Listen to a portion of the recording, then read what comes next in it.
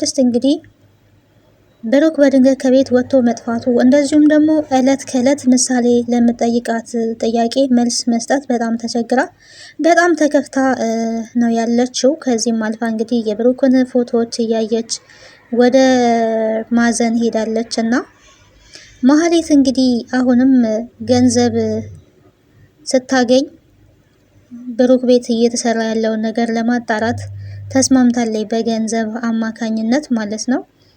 መድብል እንግዲህ ወደ ብሩክ ቤት መምጣቱ ብሩክ ቤት መቀመጡ ዝናን በጣም አሳስቦታል፣ በጣም አስጨንቆታል። ይሄ ደግሞ ምንን ያሳያል? ዝና ከብሩክ መጥፋት ጀርባ ስላለበት መድብል ምን እያደረገ ነው? ለምን እዚህ መጣ? እኔ እሱ እዛ እንደመጣ እዛ ሆኖ ምን እንደሚሰራ ባለማወቄ በጣም ተናድጃለሁ እያለ ይገኛል። ሰላም ጤና ይስጥልኝ ውድና የተከበራችሁ የቻናሌ ቤተሰቦች እንዴት አላችሁ? በያላችሁበት ሰላማችሁ ይብዛ። ለዚህ ቻናል አዲስ ከሆናችሁ ሰብስክራይብ በማድረግ ቤተሰብ ይሁኑ።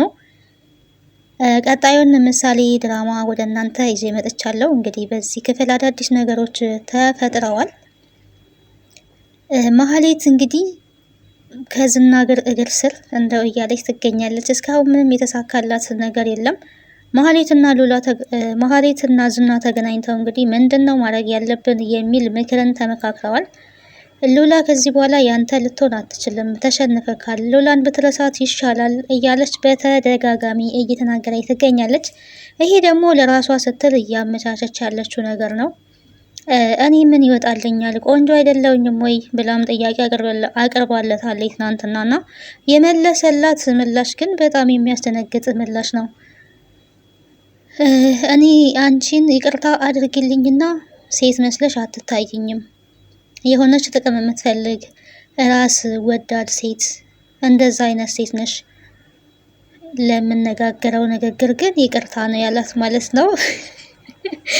በጣም አስቆኛል። የልቡን ተናግሮ ከጨረሰ በኋላ ይቅርታ። እንደዚህ አይነት ሰዎች አሉ በነገራችን ላይ በአለማችን ላይ በጣም ብዙዎች ማለት ነው።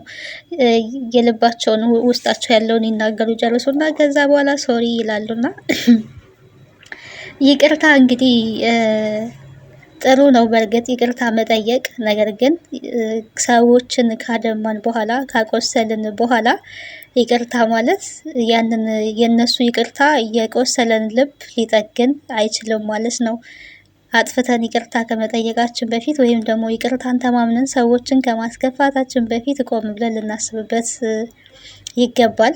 ይቅርታ በስህተት ለምናደርጋቸው ነገሮች ይቅርታ ብንጠይቅ ኖርማል ነው። አውቀን ግን ደግሞ እንደዚህ ማለት አለብኝ ከዛም በኋላ ይቅርታ መጠየቅ አለብኝ ብሎ የሚደረግ ነገር ይሄ ጅልነት ነው ብዬ ነው የማስበው። ምክንያቱም ይቅርታ የሆነ የተሰበረን ልብ በጭራሽ ሊጠግን አይችልም ማለት ነው።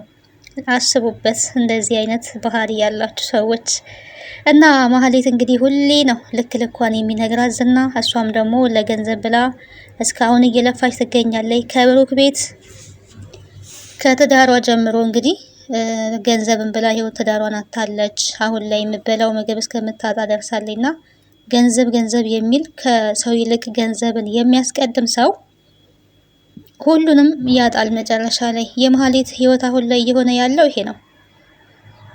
ትዳርን የሚያክል ነገር ያጣችው ገንዘብ ወዳድነቷ ነው እያሳጣት ማለት ነው። እና መምረጥ ያለብን መቅደም ያለብንን እናስቀድም። ምክር አበዛውኝ ይመስለኛል። ለማንኛውም ወደ ድራማው ልቀጥልላችሁ ማለት ነው። ሉላና ሞገስ እንግዲህ አሁን ላይ ትንሽም ቢሆን የተወሰነ እረፍት አግኝተዋል። ዝና ያሉበትን ቦታ አሁን ላይ እያወቀ አይደለም። በፊት ያው በኤቲኤም አማካኝነት ነበረ የሚከታተላቸው። አሁን ግን በዛ ምክንያት እንደሚከታተላቸው መድብል ስለነገራቸው እሱን ጥንቃቄ ያደርገዋል። ሞገስ ዳጣና መድብል እንግዲህ ተገናኝተው ስለ ብሩክ እየተወያዩ ይገኛሉ። ወንድሜ በጣም አደጋ ውስጥ ነው እያለ ነው የሚገኘው መድብል። ምክንያቱም ካሌብ ሞሲሳ ከሚባል ሰውዬ ጋር ተገናኝቷል። በጣም አደጋ ላይ ነው ያለው እያለ ነው በመግቢያ ላይ እንደ ተመለከታችሁት ማለት ነው። ካሌብ ሞሲሳ የሚባለው ሰውዬ ደግሞ በጣም አደገኛ ወንጀለኛ የሆነ ሰው ነውና ብዙ ሰዎች በካሌብ ሞሲሳ አማካኝነት ችግር ውስጥ እንደገቡ መድብል መረጃው አለው። ይህንን መረጃ እንግዲህ ከሰማ በኋላ በጣም ተረብሿል። ወንድሜ የሆነ ነገር ሆኖ ሊሆን ይችላል፣ ምናልባት ወይ ታግቷል ወይም ደግሞ ሞቶ ሊሆን ይችላል በማለት እንግዲህ ለዳጣና ለብሩክ ነግሯል ማለት ነው። ሶሪ ለዳጣና ለሞገስ ማለት ነው። ለዳጣና ለሞገስ ነግሯቸዋል። እንዴት ከዚህ ጀርባ ግን ዝና ሊኖርበት ይችላል ነው ሞገስ ሊል የሚችለው። ብሩክ ከመጥፋቱ በፊት ዳጣን ሞገስን ወይኔ ጠፋብኝ ድራማው ዛሬ ግን ምን ሆኜ ነው በፈጣሪ ያለ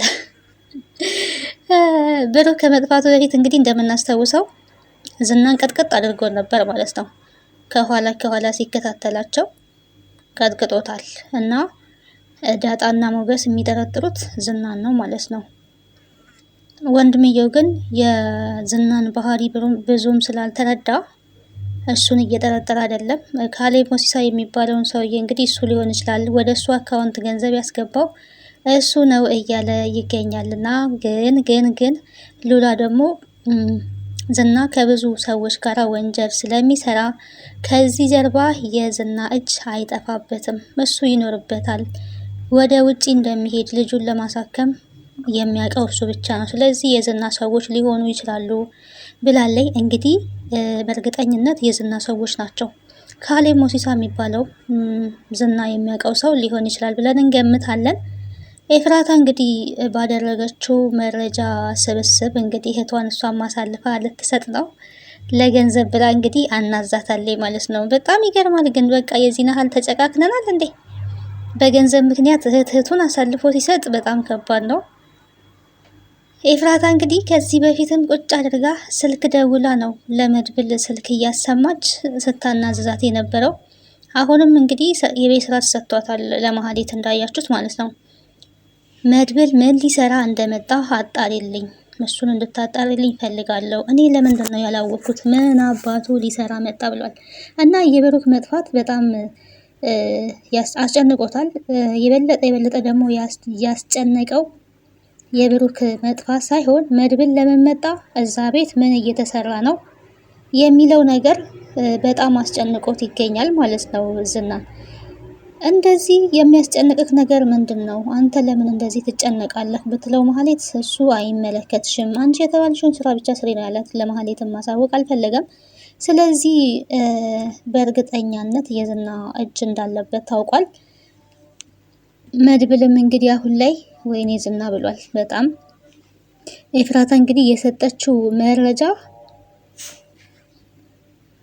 ከመሀሌት ሰብስባ ነው ማለት ነው። መሀሌት ግን ሳታቅ እንዳትናገር የተባለችውን መረጃ ለኤፍራታ ነግራታለች። ኤፍራታ በጣም ብልጥ ሆናለች በነገራችን ላይ እና አስገርማኛለች ማለት ነው። ምክንያቱም ገንዘብ ስለ መድብል ሁሉም መረጃ አለኝ፣ መናገር እንድነግራችሁ ከፈለጋችሁ በነፃ የለም መጀመሪያ ክፈሉ ብላለች። እና ችግር የለውም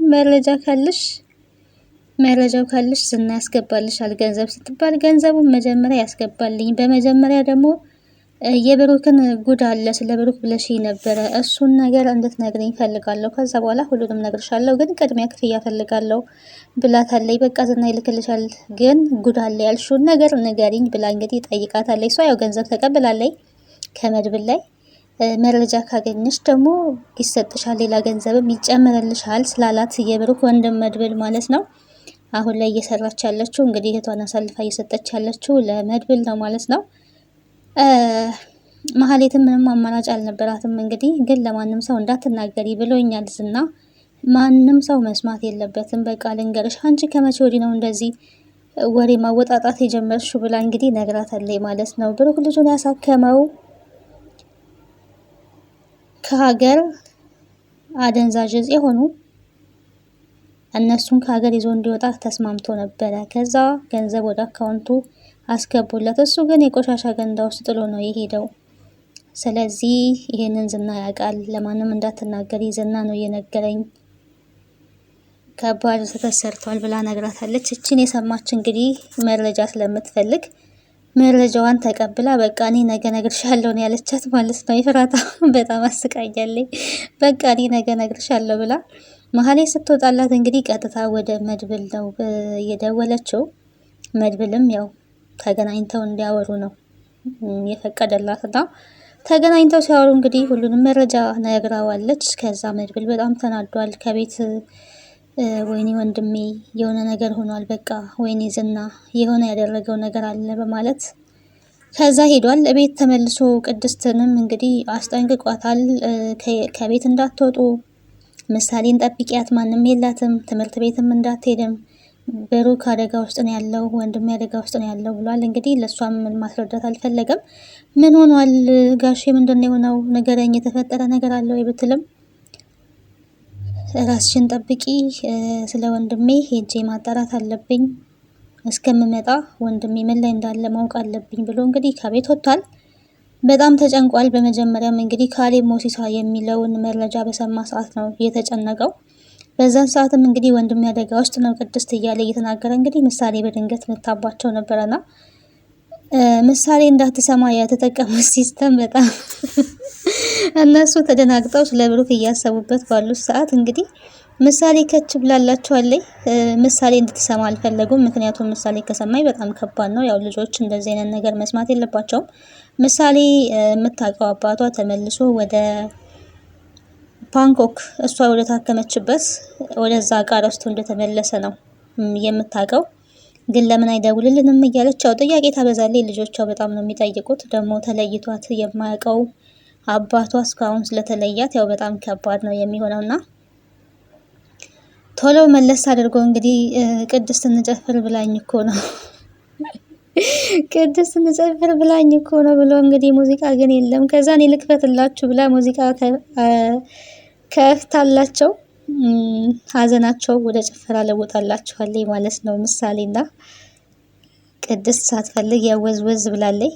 በስተመጨረሻ ግን ራሷው ምሳሌ ካጎቷ ጋር ጨፍራለች ማለት ነው። ልጅቷን መጥፎ ስሜት እንዳይሰማ ስለ አባቷ ምንም ነገር እንዳታቅ የተጠቀሙት ሲስተም ያው ትልቅ ሲስተም ነው ማለት ነው። ለዛሬ እንግዲህ ምሳሌ ይዤላችሁ የመጣሁት ይሄን ይመስል ነበረ። ቀጣዩን ክፍል ወደ እናንተ ይዤ እስከምመጣ ሰላም ቆዩ። በያላችሁበት ሰላማችሁ ይብዛ። አዲስ ከሆናችሁ ለቻናሌ ሰብስክራይብ በማድረግ ቤተሰብ ሁኑ።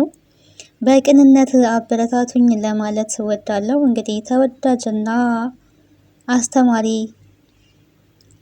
ድራማ ነው። ሀሳብና አስተያየታችሁን በኮሜንት ጻፉልኝ። ባይ ባይ።